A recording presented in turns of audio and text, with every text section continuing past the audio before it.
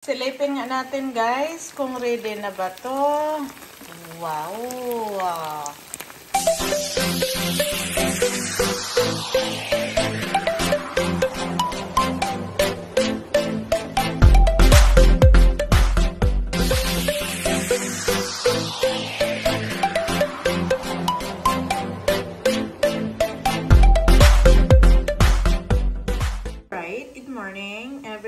Good evening, good afternoon.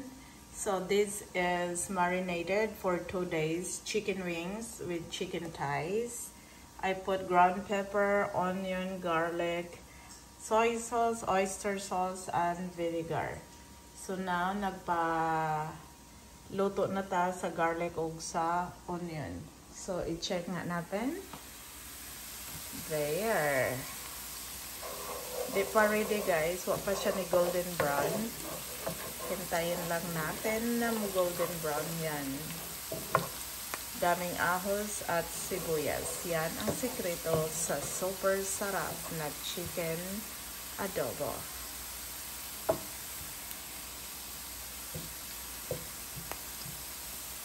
So yan, ilalagay na natin.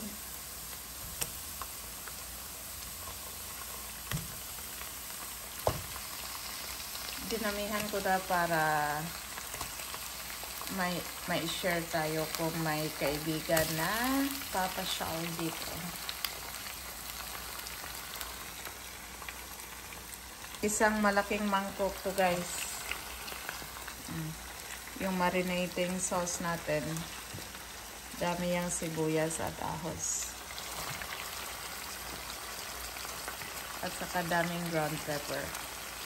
So, ipapakita ko lang sa inyo paano ko niluluto ang ating chicken adobo.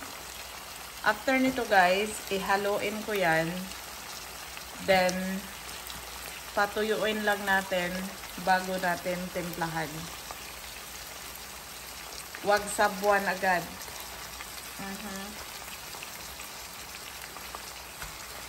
Kasi mag-sauce yan siya. Maya-maya lang. Ayan.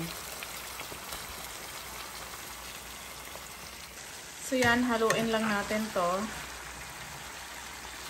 ng maigi.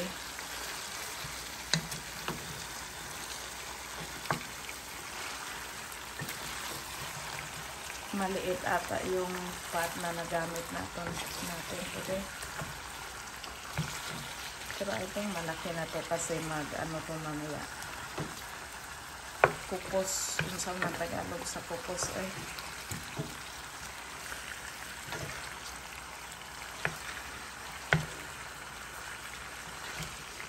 Nasira na kasi yung tripod ko kaya iniwan ko sa Berkeley, tinapon ko nung naglipat kami. Nasira yung isang paa niya kaya nagpuan na siya, kimpay. So ako nang gila ba, mupalit pa tag-usog sa Amazon, wala pa takapalit ba.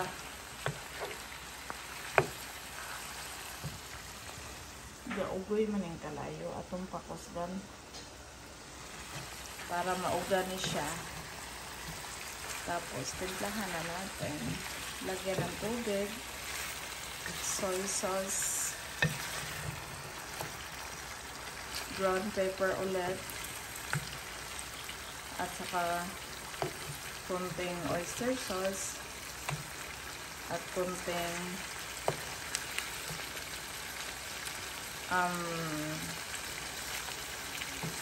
brown sugar. Kunti lang, mga 1 tablespoon. I mean 1 teaspoon o sa katutsara.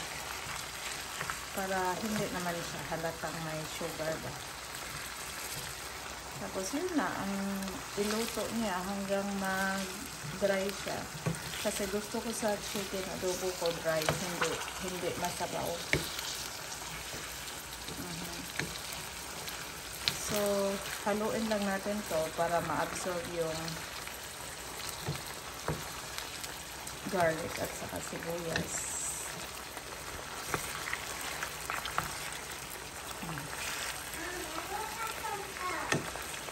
What? No. I'm fine. So, yung mga kabilang side. Hindi pa na ano sa sibuyas at ahos. So, ikot-ikutin lang natin sila. Isa-isa. Ayan, hindi pa yan.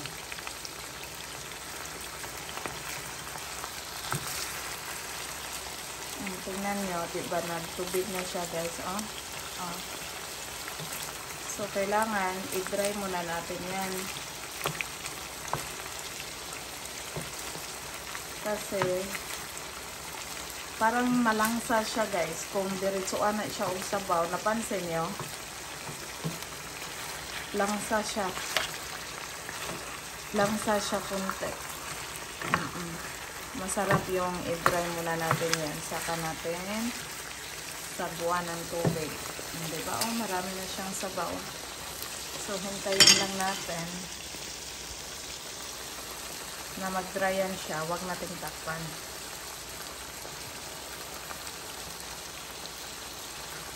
So, after like almost 45 minutes, nag-dry na siya. Na lumabas na yung sarili niyang mantika. So, nawala na yung sauce niya from the marinating sauce kanina. Pwede na natin itong sabuan ng tubig. Isang tasa lang. Kasi yan ang iluto natin sa chicken. Ground pepper. Damihan natin. I like ground pepper. Then, soy sauce.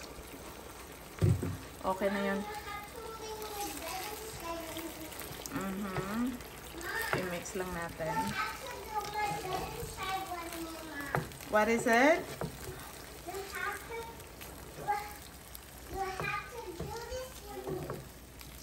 Which one?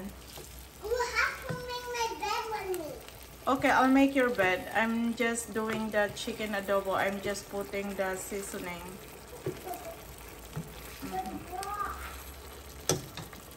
Kunin lang natin yung sugar at saka konting oyster sauce. So, muntik na nating makalimutan ang ating usaka kutsarang brown sugar at saka isang kutsarang oyster sauce. Ilagay natin dito diretso para ma-mix siya.